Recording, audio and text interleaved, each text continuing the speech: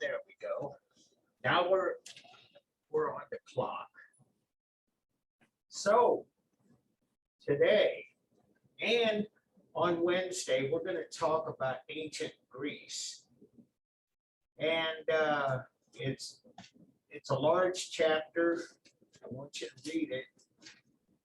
On Wednesday, I'll be giving you guys quiz 2. And like the last one, it'll be a take home. And so we'll talk about that on Wednesday. Just want to let you know. So, chapter 5, ancient Greece, and this is really quite important. I added a lot of slides to this, but what I want you to see here, as usual, is the first slide being a map. And this is what we're talking about, but they also include much of Western Turkey and places that are in modern day Turkey. It also still includes the Aegean islands, and we're actually starting to look at Italy a little more too. And why is that? Well, as I was showing you with the Egyptians, they had boat building and they were able to trade, and the influence spread farther by this time. And so what we see emerging out of this, and where we left off, I showed you the citadel at Tigrin, which is up here in the Peloponnesos. We got Sparta. This is kind of where all of this begins. It moves in through this part of Greece, and so here's kind of a little something that's not in the book, but I do want you to kind of know about this. And that is that we've kind of taken what was really about 900 years of high Greek civilization, which really runs from 900 BCE. As you can see, these are old slides. Is that BC? BCE, and it goes all the way up till what they call 31 BCE. So it's roughly about 900 years. And it basically emerges out of Peloponnesus and heavily influenced from the Minoan cultures and the Aegean cultures and so on. And so, geometric, that we have broken this up into, by the way, 4 periods: geometric, archaic, classical, and Hellenistic. And so geometric, and here are the bullet points, as you can read them, but I'll say them aloud. Is a time of dramatic transformation that led to the establishment of primary Greek institutions. And so this is the beginning of Greece as we remember it. And as I was talking earlier, we saw this in the Mesopotamian area. The city-state was formed. And so Sparta was a city, and it was also a state. And that's kind of the model that European government will use for a long, long time. There'll be a city-state, and they are self-governing. They have their own armies, they have their own culture, and so on.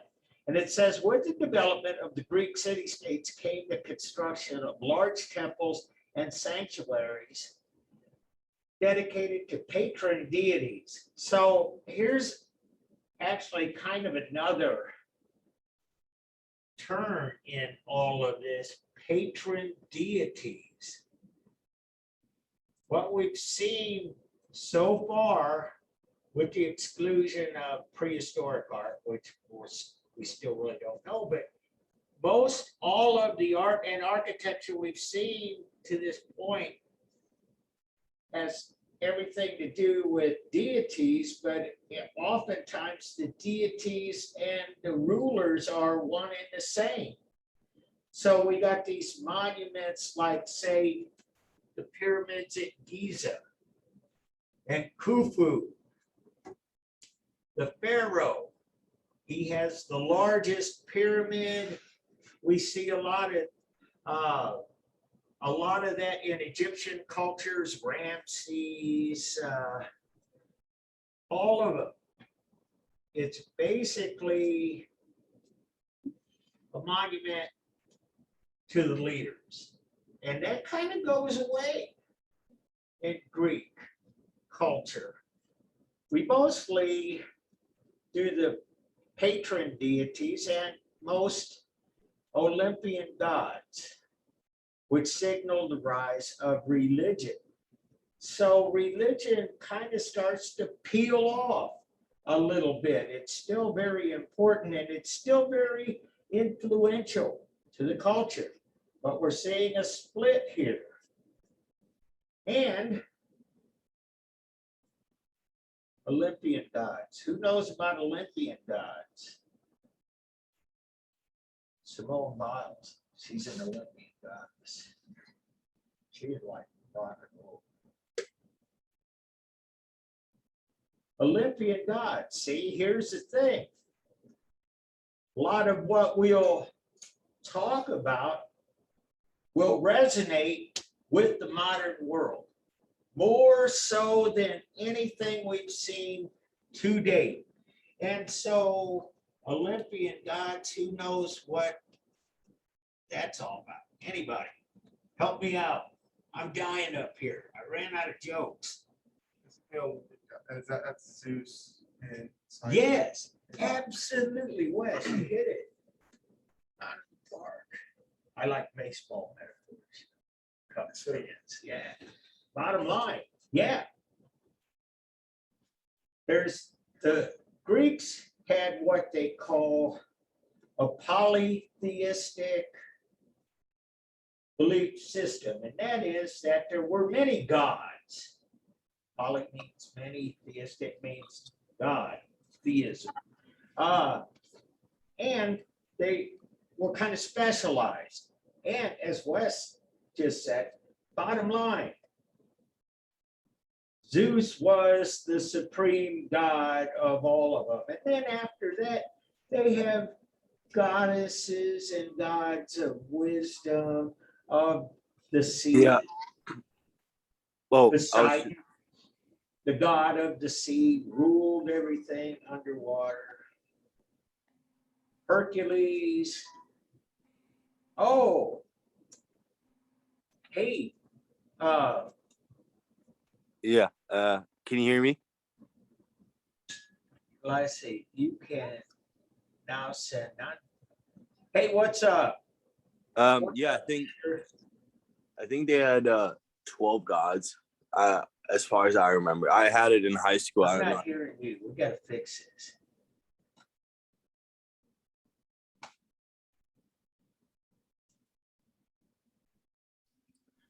Can you hear me now?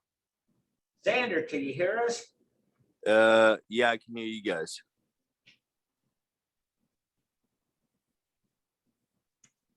Can you hear me? I'm sorry, I can't hear what you said. Is your volume up? His microphone is like moving. Yeah, that's what I'm saying. You're absolutely right.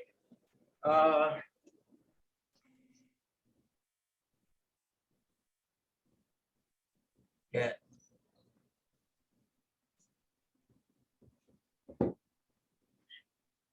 We got to fix this.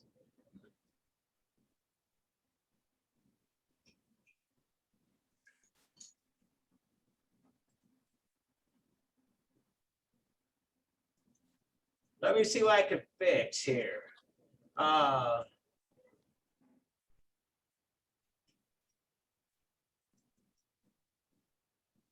see.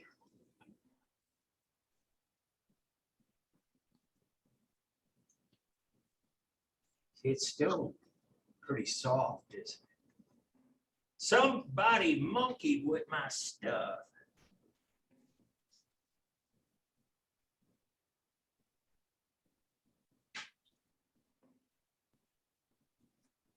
Man. Let's see. Maybe.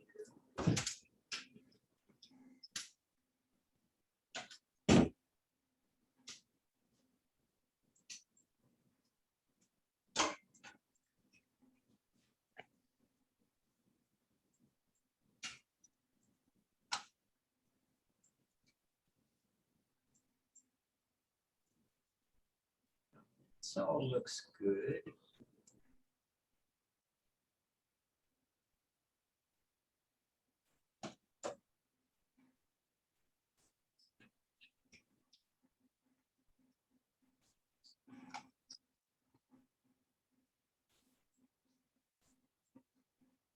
Shoot, now I got it all goofed up.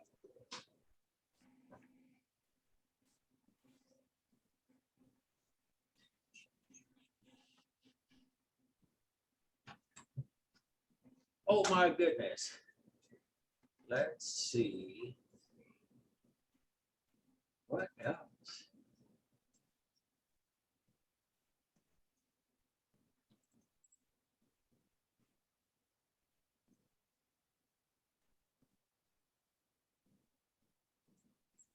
I can't even find the controls now for. This is crazy. And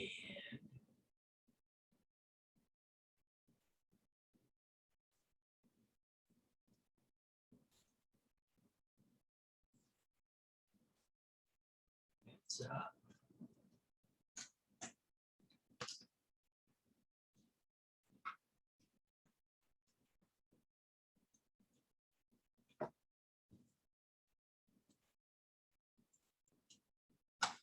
let's see. Chat. Okay. Xander, I can't do anything more here. So if you could, I maybe you could send it as a chat too. We could do that.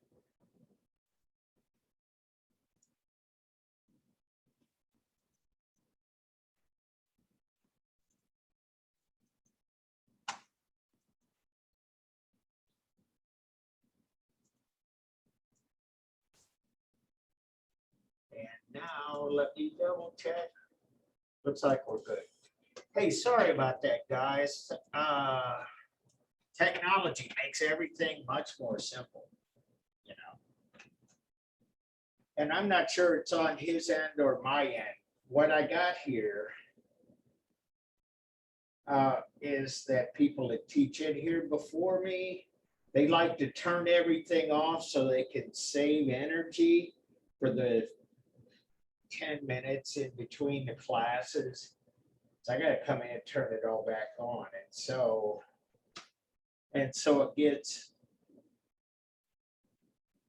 kind of crazy. It's got crazy defaults and stuff. Anyway, Xander's got a chat. The 12 Olympiad gods were the 3 generations of gods, and that is absolutely true. Xander knows his Greek mythology. Absolutely. And yeah, there were, yes, gods and sons of gods, you know, Apollo and Dionysus, Athena, and so on. A lot of names that you've heard, period. And so other thing I wanted to make a point of is that just the whole idea of the Olympics is a Greek idea. And so we still have it. It's called the Olympics. It was reconstituted, started back up in the late 19th century, but it's basically modeled on the games that were instituted in ancient Greece. And so the 8th century BCE was the time of Homer, which is early in this geometric period. Presence of fine metal work attests to prosperity and trade. And I showed you the mask of Agamemnon. And that was a pretty elaborate metalwork. We saw that in the final slides of the Aegean art culture. And so the armored warrior, the chariot, and the horse, or the most familiar symbols of the geometric period. And so the next period is from 700 to 500 BCE. And this is when they really start developing their architecture in a pretty major way. The two main orders of Greek architecture were established by the 6th century BCE. And we see basically from the geometric period through the whole of Greek culture, pottery. Pottery is huge. I wanted to go back just a little bit and talk about this name, geometric. And it's kind of an interesting term because not everything from this period was particularly geometric, but it's what we call it. A lot of the sculpture is kind of geometric. And I don't know exactly where that comes from, but we saw a lot of Cycladic miniature sculpture, and it was very geometric. We're talking about how it could look like it was made in 20th century. This sculpture of the horse, that looks like it could be modern art too. What we see is a lot of geometric patterns, especially on the pottery. And what we'll see in this chapter is a real evolution from the geometric to things that are much more naturalistic, much more, excuse me for using the term, but much more real than anything that we've seen yet. And so this is the archaic period. I got another slide of the Peplos Chorus. And what we see is a steady development. Now, so what's really kind of starting to happen here is as this military gains strength, they become much more prosperous. And it's interesting that that they push a lot of art and architecture. And so here's a pottery thing. We're going to be looking at pottery in a way we haven't before. Subsequent invention of red figure technique, which is what this is. And this is like your typical Greek pottery. And it's basically dark, black, and due to their technique, parts of it are red. We call it the red figure technique, but basically the images are black and the pottery itself turns out to be this kind of beautiful red orange. The classical period, 480, 323 BCE. This was basically, says Pericles transformed the Acropolis into a lasting monument to Athens, newfound political and economic power. So not only are we moving from Sparta and the warrior culture, we're moving over to Athens, and they're building what we now know as the classical Greek architectural style. And so in the archaic period, they establish orders. We'll talk about that. But it says great advances were made in portraying the human body. And so take a look at these sculptures vis-a-vis this. A lot different, much more natural, much more, excuse me for saying, real.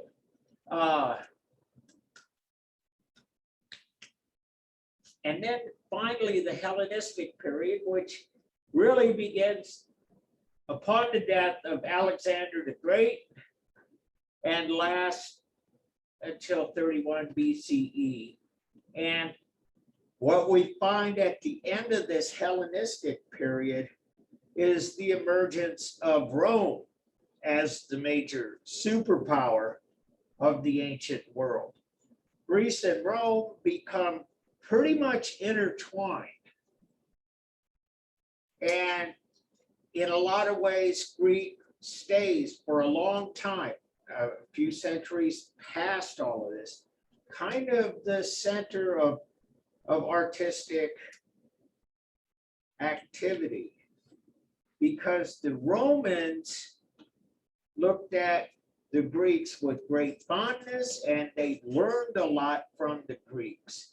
And so much so that the Romans actually came and sent guys to find out how to make these beautiful sculptures and how to build these beautiful buildings.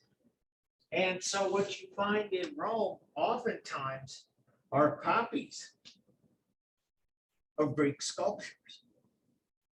And so it's not really like Greek goes away. It's just that the Romans are the bigger superpower, but there's still a lot of activity, a lot of trade, a lot of prosperity, and a lot of sharing of ideas.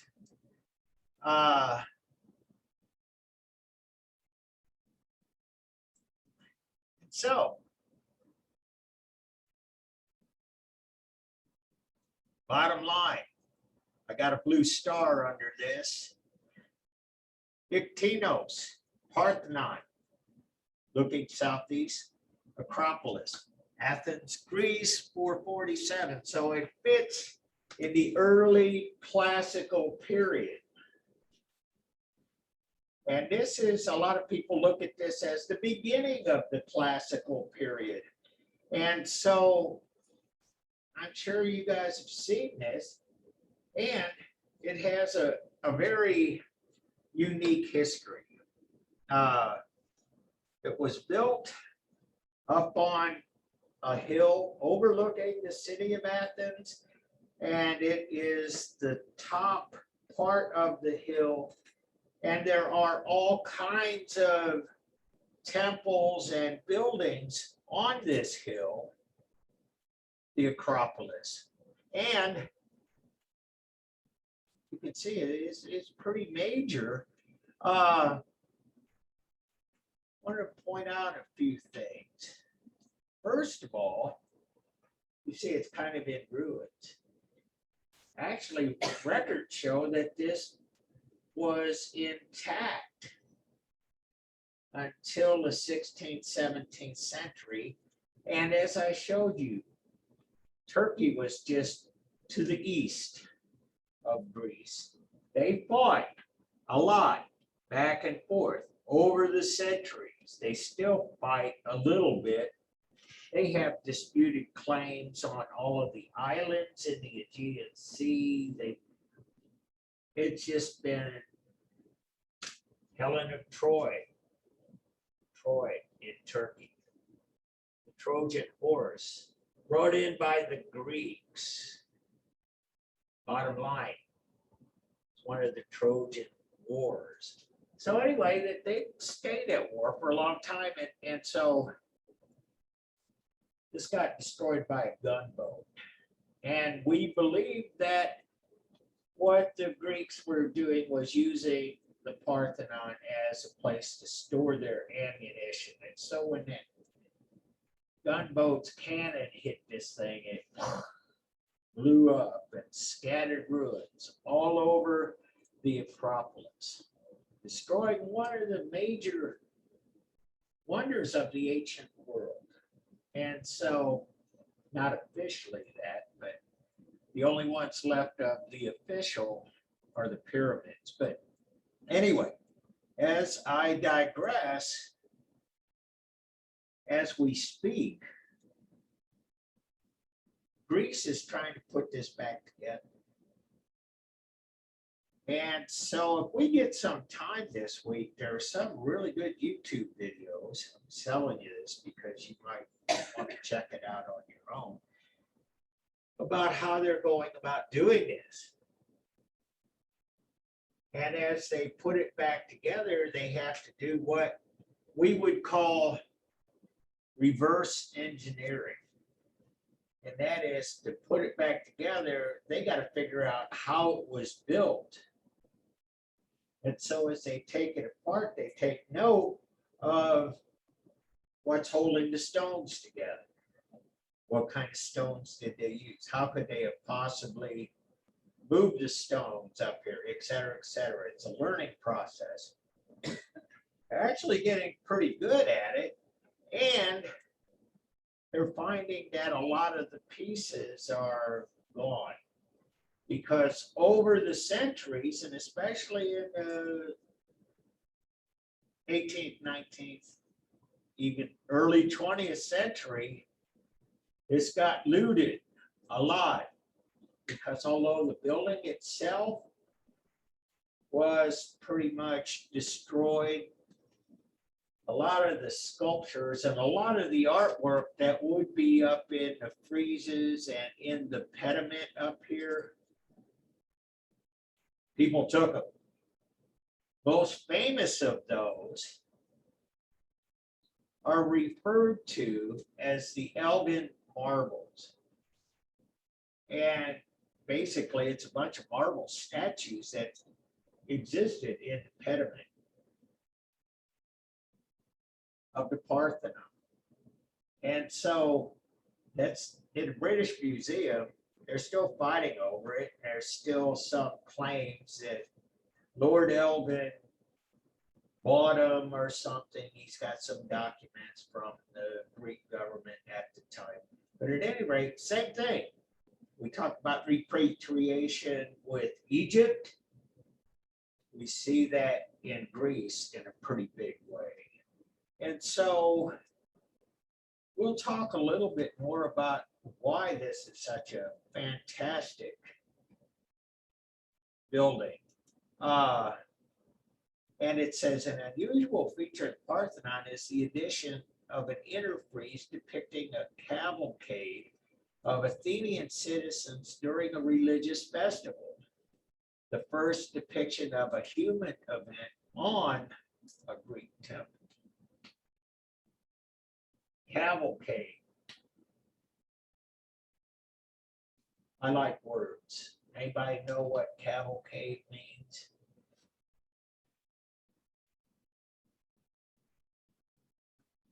It's a horse parade. And it comes from the same root word as cavalry, horse soldiers. So anyway, this is a horse parade. And by the way, when you had big parades, usually had horses. Horses and people were kind of like people and cars today. That's how you got around. And so, as you know, you see parades, you see the fire trucks and the floats and all of this stuff. The cars. This is how they did it in the ancient world. And so, this is the kind of stuff, not this one particularly, but this is the kind of stuff that got looted. You could just take this off the walls. I have here a chart, a little bit.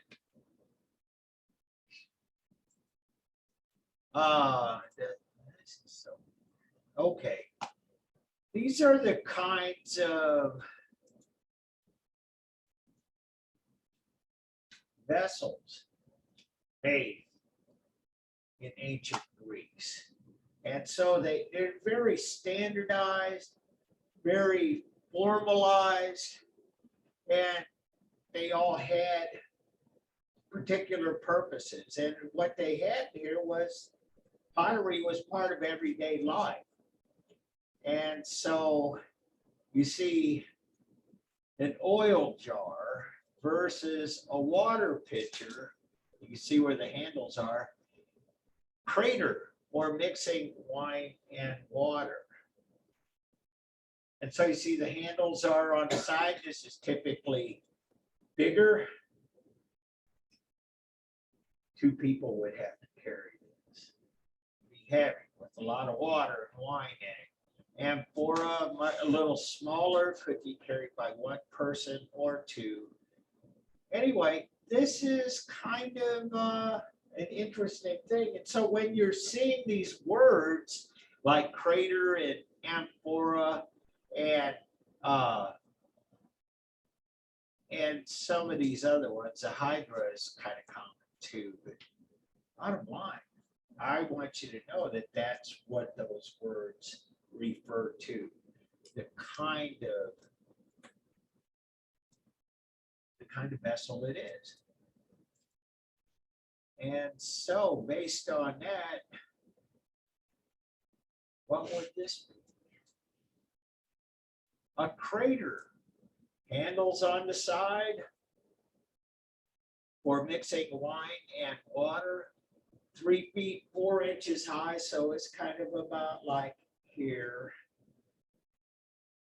Big, 2 people carry it.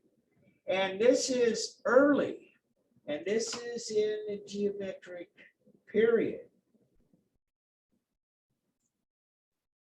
And so look at the depictions.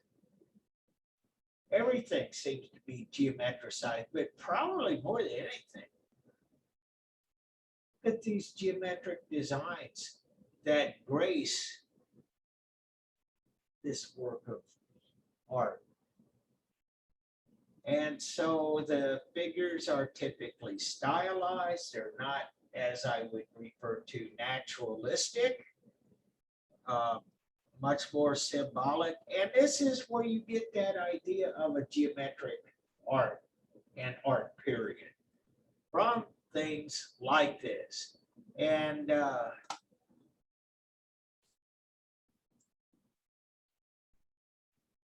geometric amphora, same element of decoration, stylized figure. This one, much more geometric.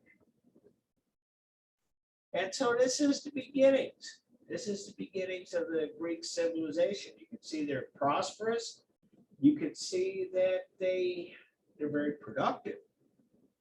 And another part of this, I should add, I think it's really important. This is stuff that we believe was used in everyday life in Greece. This is like, well, we don't even use this anymore. Tupperware or something, you know, it's just something that people used all of the time. It was part of their households.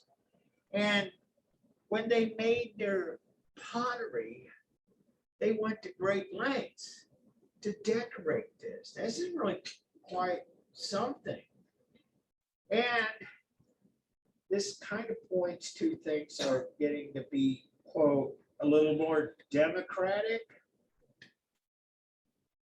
That there's kind of a equalizing idea between the people in the society, that the king or the generals were not the only ones with wealth, but they would, everyday people could possibly have pottery and decorate it so elaborately. And I might add that it was ubiquitous. That is, that it was all over the place. And that's why we can find so much of this, because there was a lot of it. And it didn't take a lot of money to make it. It's basically made out of clay. It wasn't like gold or anything. But it took a lot of work, and especially the way that these things were fired. And look, they lasted almost 3,000 years. And it's still, in my opinion, magnificent. And so more geometric, stylized sculpture. And so this is bronze, and this is kind of what we're starting to see a little bit more of too, is that we're doing bronze and we're doing metallurgy, and they're actually casting sculpture. And we believe that this was cast, like a lot of stuff in the ancient world, through a method called lost wax casting. Any sculptors in here? No. Lost wax. Well, what that means is this, is that you create this image, this sculpture in wax, and you bury it in sand and pack that sand down really, really tight, and you create a hole on the top to pour the liquid molten bronze in the top and a hole in the bottom where the wax will run out. Pour it in, melts the wax, wax comes out the bottom, cool down, remove the sand, and you have a casting. Going on about this because of something I think is really important. This is pretty sophisticated technology. They weren't really the only ones around the world doing this at the time, but it's kind of we got a pretty strong indication of where this technology arrived in Greece. And so around the world, they've been doing bronze castings forever. And so, but it's geometricized too. It's stylized. It's not particularly natural. Here's another.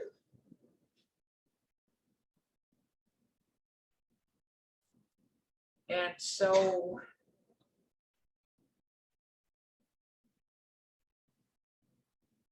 we got the geometric period. Corinthian, amphora with the handles on the top.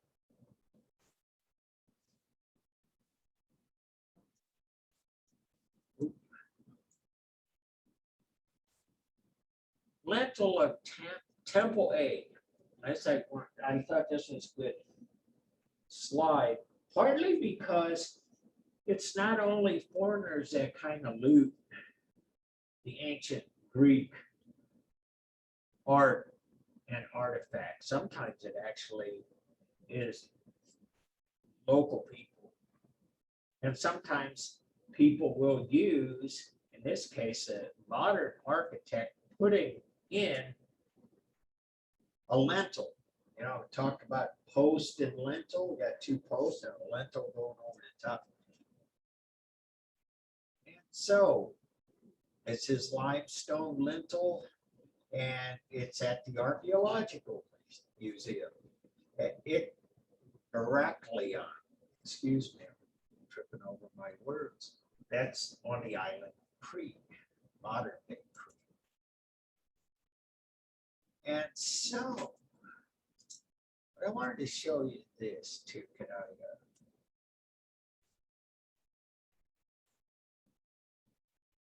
Lady of Auxerre, Crete, probably.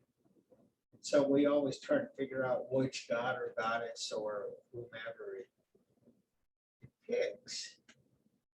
It's limestone. And as you can see, this is in the Louvre. And this is late geometric, early archaic. And koros. Koros is a word that means boy, young boy. And this is a very typical archaic Greek statue. And so I wanted to compare this. I want you to think about this a little bit. There's another one. What I wanted you to think about is this. Here's a couple of Egyptian sculptures. Now, I didn't put the date on it, but these are nicknamed the Ramses twins. And look how similar this is to what we were just looking at. There's some differences, and this is a little bit more into the, almost into the classical period, but late archaic. It starts to, I'll show you this. This is 600 BCE, much more stiff, much more stylized, and a lot like those Egyptian sculptures. And we start to see, I'll show you these in order, this a little more naturalistic, not exactly fully naturalistic, but we're moving that way. And it's 560 BCE, 530 BCE, but you see the similarities in early Greek statues to what the Egyptians would do. And so we can isolate these cultures and put them in their places, be sure. But there was a lot of exchange. And I think that, like those of you who talked about this when writing about Stonehenge, we're finding artifacts from faraway places that we know that people actually traveled and influenced and traded much more in the ancient world than previously thought. And so the idea that the sculpture would look very similar should not at all be surprising. But what we got here, this is the Peplos Kore. Koros is a boy, Kore is a girl. I put stars by it because these are kind of the prime examples of archaic Greek. And so here they are. This is, we're moving closer, but you know, it's gradually becoming much more naturalistic. And here's this is the hypo style, what I was talking about. Peristyle is colonnade on all four sides, but hypo style means that you got the columns stylobate, the level on which the columns stand. Architectural words, architectures. And so I pulled in some other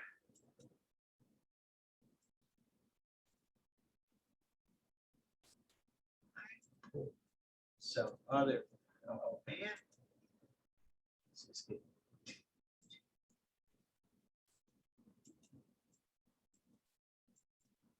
yeah, that's that red style pottery. And I'm gonna get through. Yes, here. This is what I wanted to show. And so I'm going to go back and look at pottery in a little bit, but I wanted to go right to this architecture because of the point I want to make now is how much this architecture influenced the modern world, especially the Western modern world. And this is from early classic, 460 BCE. And you see, this is kind of like the Parthenon, basically post and lintel. I mean, it's, yeah, and a hypostyle, at the lintel, at the post. But look at this. Thomas Jefferson, Rotunda at the University of Virginia, Charlottesville.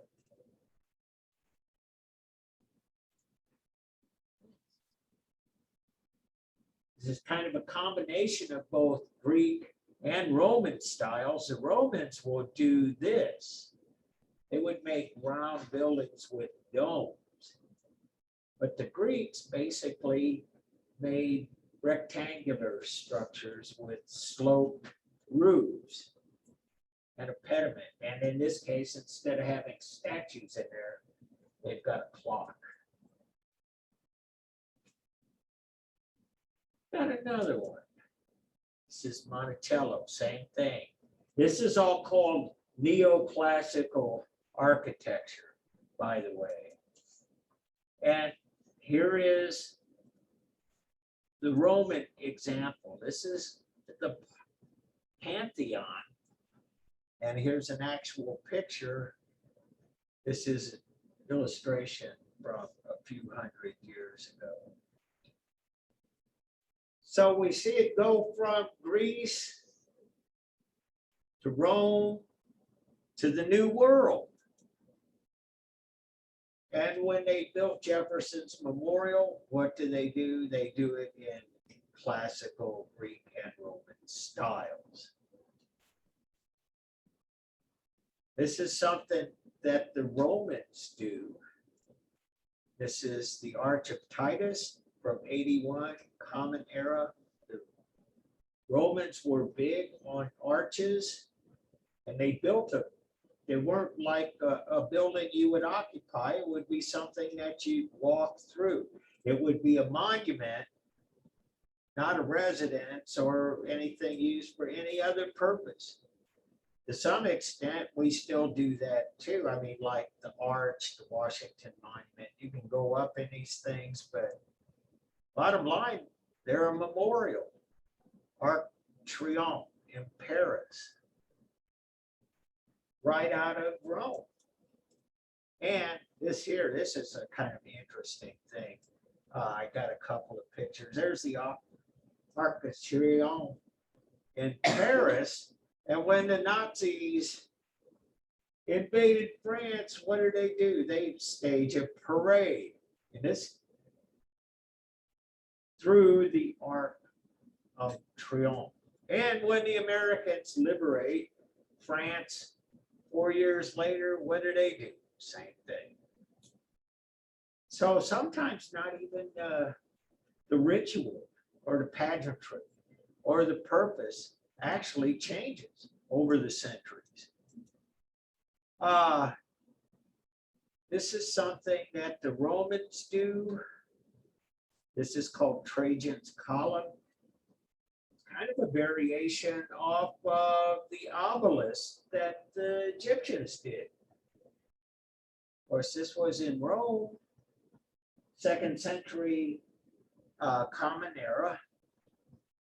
And this was made in the 19th century. Same thing.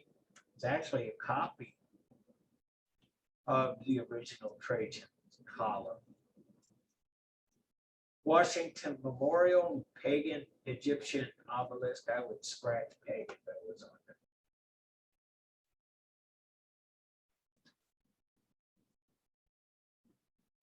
Here's the east end of the park that we were just looking at.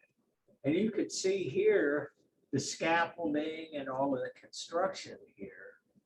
And you can see the tourists and they're kind of looking around. We still got pieces of columns and other sorts of things, but they are, as we speak, rebuilding. Actually, the video would show this. They put some light in this thing. It's like really cool. It lights up at night for special occasions, and it's magnificent. And I wanted to add too that in past centuries,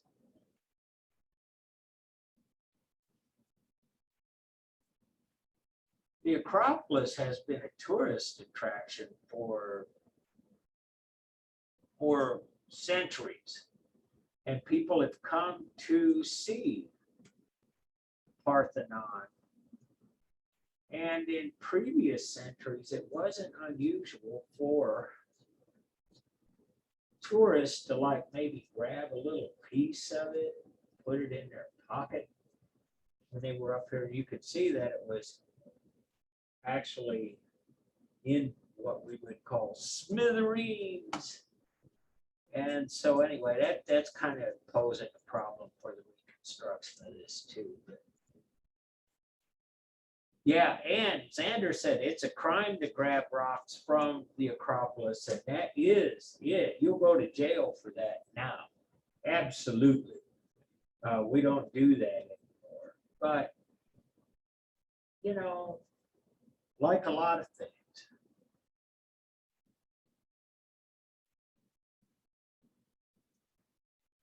Lincoln Memorial. Model on the Parthenon. It's a little different. It doesn't have a sloped roof, but it's meant to look like it. And so even things, this is a Chamber of Commerce building in Athens, Georgia. Athens, Georgia was actually named after the original Athens in Greece. And there are a lot of Athens. There's an Athens, Ohio. There's a Troy, Missouri. There's a Troy, Illinois. There's a Sparta, Illinois. There's a Memphis, Tennessee. There's a Memphis, Egypt. We call it Cairo, Illinois, but we have a Cairo, Egypt, and they're spelled the same way. Just saying. I mean, a lot of things of the New World, of the United States and the Western world are based on ancient Greek influence. And so anyway, this was built, as you can see up here, in 1917. And this is my old school. Kirk Memorial. And when you want to memorialize something, what do? This looks a lot like the architecture at the University of Virginia, Thomas Edison. And so this influence persists. It's all around us. And people aren't really doing that so much anymore. But for a couple of centuries, and really from the late 18th century through the mid 20th century, if you wanted to make a building that looked important, you typically used ancient Greek architectural styles. And so the kinds of stuff could go on about this, all of the buildings, many of the buildings in Washington, D.C. look like they could have been built by the Greeks and Romans. Why is that? Gives you kind of some street cred, if you will. It gives you authenticity. It just rings out with importance. And the idea of sustainability and permanence. And so banks often use that kind of architecture. At least try to when they can, but until the mid part of the 20th century, banks were kind of a shaky thing. Bank could fold, and that's where your money was. And if it folded, you were out. Your life savings gone. This is part of what was going on in the worldwide Great Depression. And so if you wanted to start a bank and you wanted people to trust you, you'd build it so it looked like a Greek monument. It would have this sense of permanence. That's the same thing that's going on with the buildings in Washington, D.C. And I would add this. It was very important to the people who started this country to have that how should I say this? They wanted to lean very heavily on ancient Greek and Roman ideas. And so the idea of democracy is a Greek idea. Demos, people,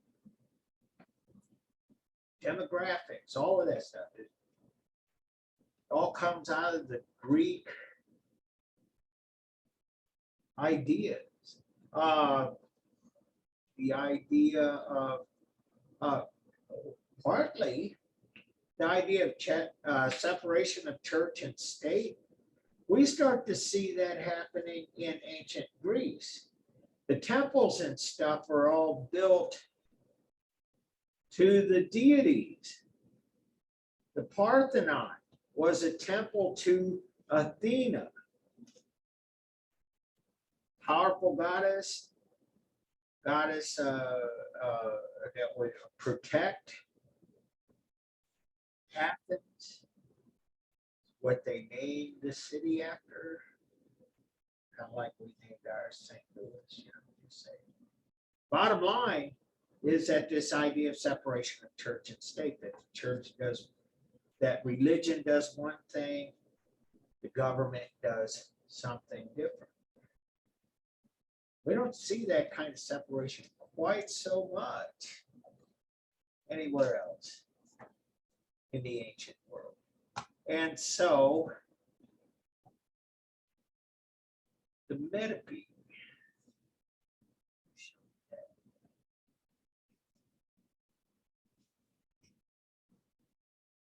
that's this part.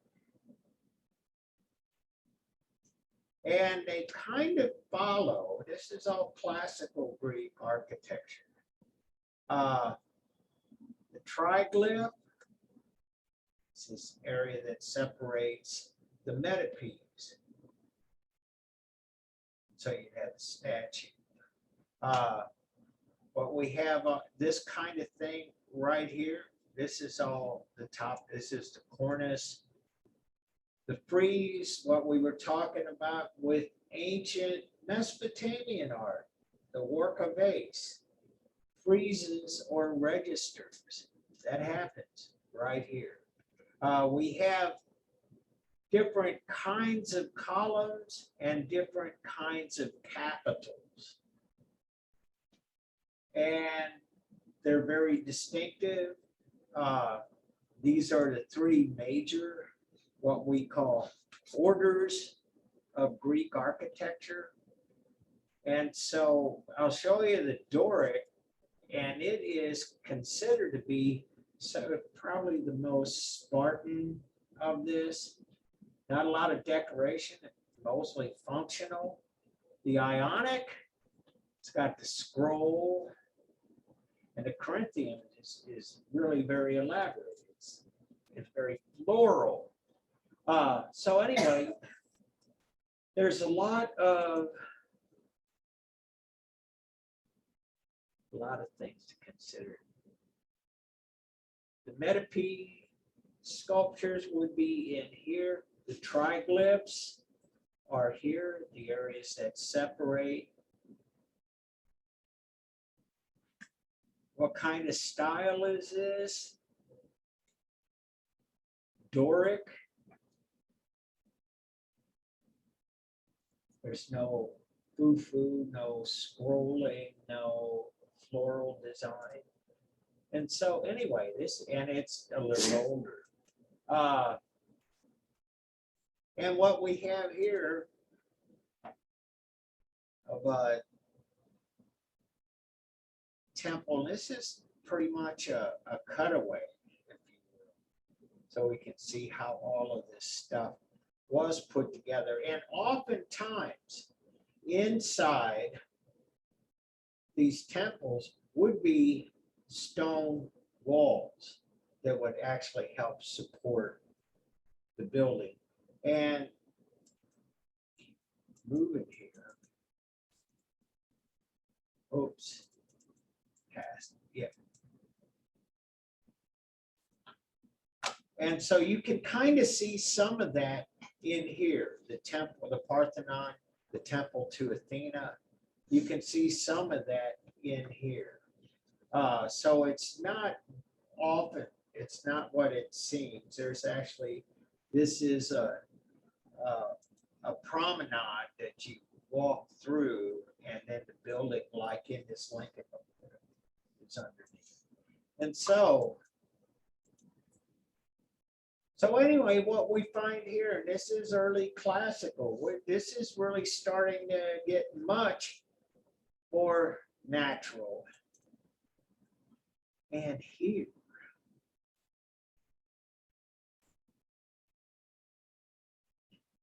chariot race of Pelops and Ionomos, these pediment temple of Zeus. This is how those pediment sculptures look.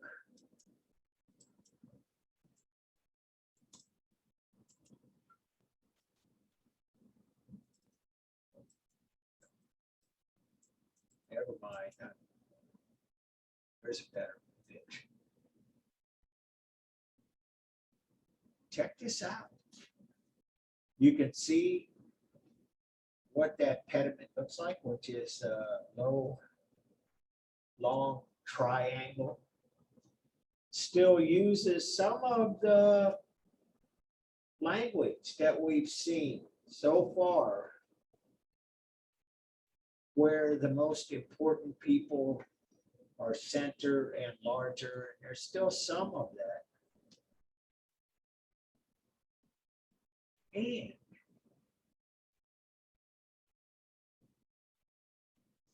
you can see by these bits and pieces, this is much more natural than anything we've seen. Look at these people. People that were injured, people who are sad, people who are in authority, old people, people contemplating and writing.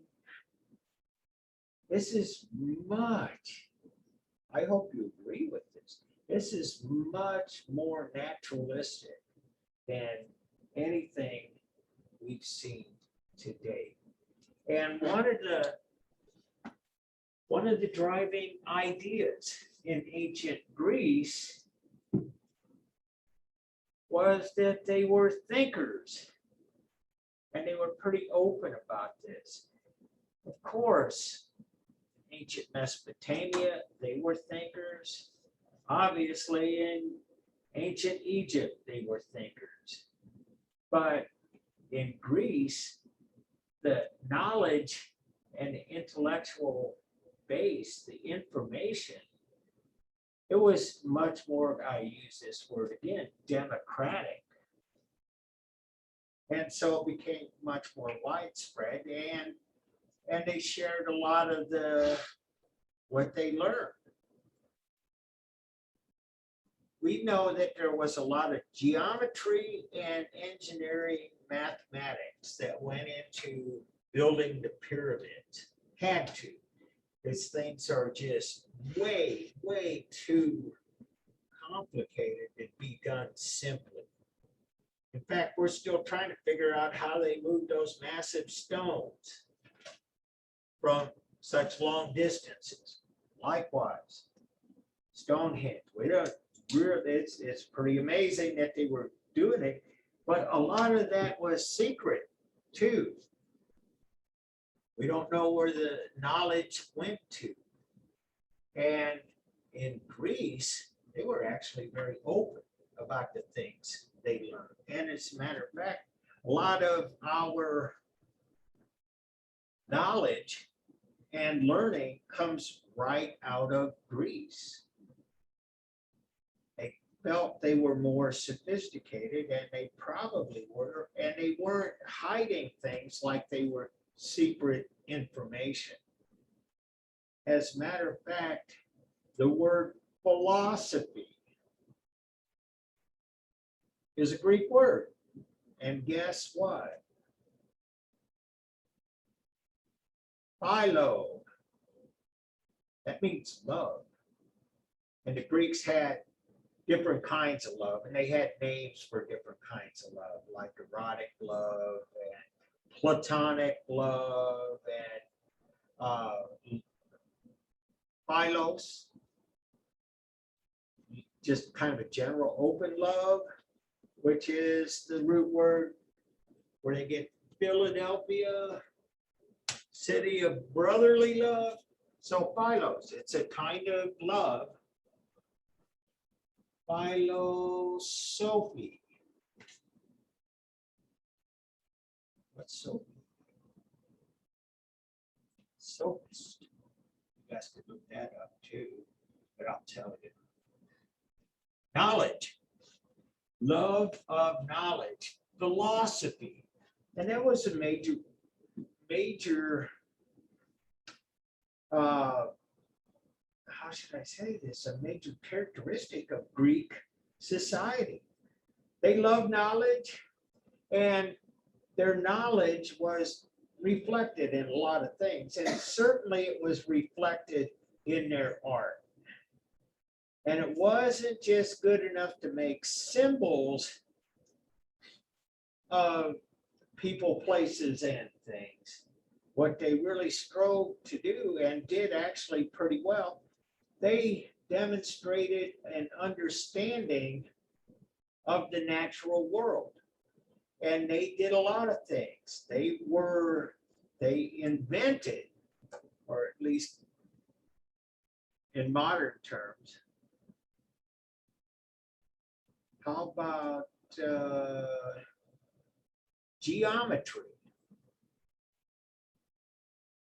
Geo means earth. Metry, figuring things out and quantifying them, like the metric system. Geometry, understanding physical space in the world. They used geometry, and they actually, in some cases, understood that our vision as human beings is sometimes flawed because of the curvature of our lenses, how we perceive things. Our eyes, I love our eyes. I'm glad we can see it. I really pity people who have impaired vision. my goodness. They understood that vision is not perfect. And they did things to adjust their artwork and architecture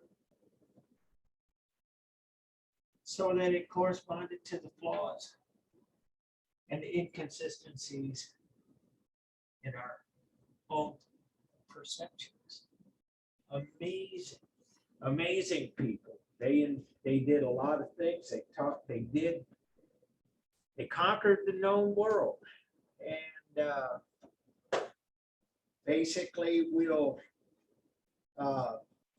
see that they were a warrior culture, and the warriors patronized and supported the arts, the architecture, the religion. There was a separation between church and state, to be sure, but bottom line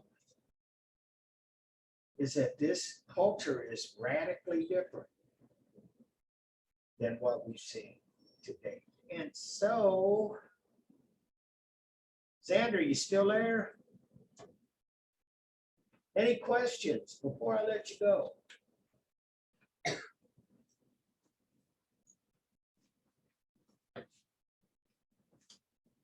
Oh, good. Xander, I hope we can see you sometime soon. Hope everything goes okay. And I'm sorry about the audio. I still don't get it. But, all right. Well, I'll see you guys Wednesday.